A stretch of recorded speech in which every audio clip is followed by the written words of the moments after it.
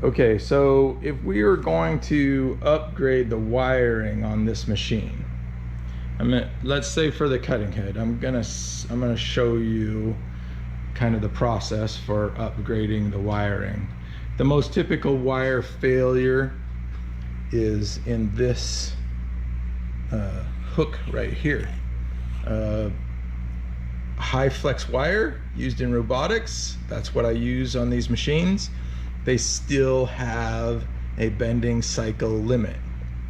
Obviously they're not like a coat hanger, bend it 3 times and it breaks. They're very fine strands of copper, but eventually after 1,000,000 cycles they're gonna have problems, and so eventually you're gonna have to rewire your machine. It doesn't matter what kind of computerized mat cutter you have, and at some point in time it's gonna need rewired. So let's go through this. So the process is gonna be, we're gonna drop the head cover off. There are 2 bolts here, and there are 2 bolts on the opposite side right here that we're going to loosen so the head cover can come off.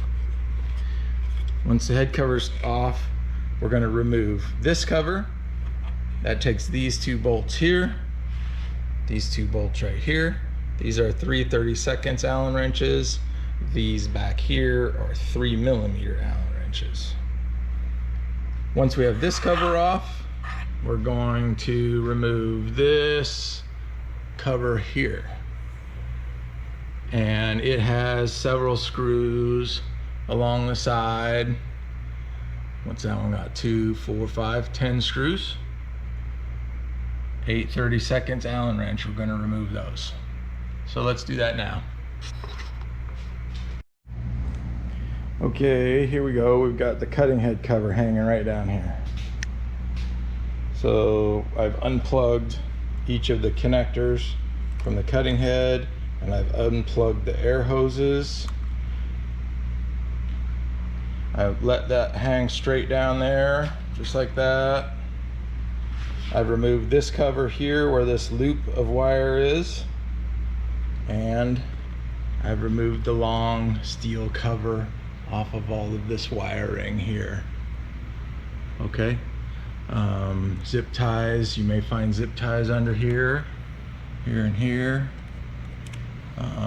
This cable wrap, you'll just unwrap this spiral wrap off of the cable.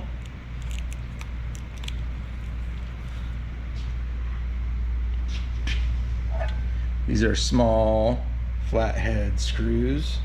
You can unscrew these connectors off of here. Take a picture with your cell phone before you do this so that you know how to put it back together. It's also easier when doing this axis to also pull the air hoses out. I use a clear air hose and a black air hose. Black air hose goes in this fitting. Clear air hose goes in the top fitting. And then you'll be able to pull those hoses out. Also take this spiral wrap off, pull the hoses and cables up and out. All right, let's look at the top side. Okay, so once you've got the lines all disconnected from the front, if we go up here to the top of the machine, you can see that those lines come up here, right here, and then they go into this cable track along the back, and then they go down through this central hole, and then they go down to the connections. All right, so it can be a bit difficult to feed the wires through this bend. So what I would do is I would unplug these smaller connectors. There's some screws right down in there, straight screwdriver on both sides, and then you can unplug it. Do that one too. This is your cutting head. So, all right. Now you can move the arm freely. So I can move the arm over or the head up and down, and it won't cause any problems. Now, there are a couple of screws. See that screw right there at the tip of my finger? There's one right there, and there's one right there.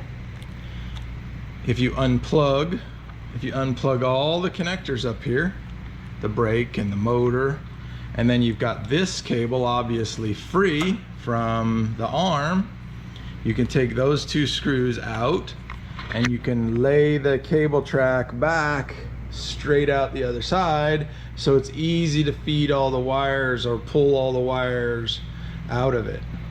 All right, so do as much with the cable track straight as possible. So you'll pull all the wires out, then you'll feed the new wires in, then you'll bend the cable track back up and connect it. Now when we go around to the front side, this cable track has a bend in it. That's going to be a pain to feed a wire through.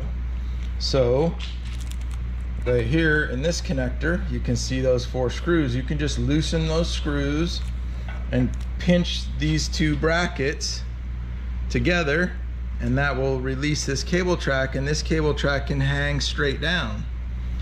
Okay, so then you can feed your wires through it while it's straight, and then you can bend it back up and reconnect it, and then you can fish it down through this cable track because it's all nice and straight, and then you can terminate the ends down here and put it back together.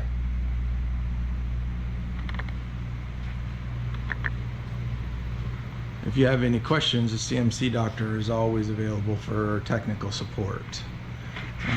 Because each machine has been through several upgrades through its history. You may want to send me pictures of the electrical panel like this open, and maybe even pictures up here of all the wire connections, and then I can make you a custom circuit diagram for putting everything back together. Okay, let's talk about why have I changed this up here?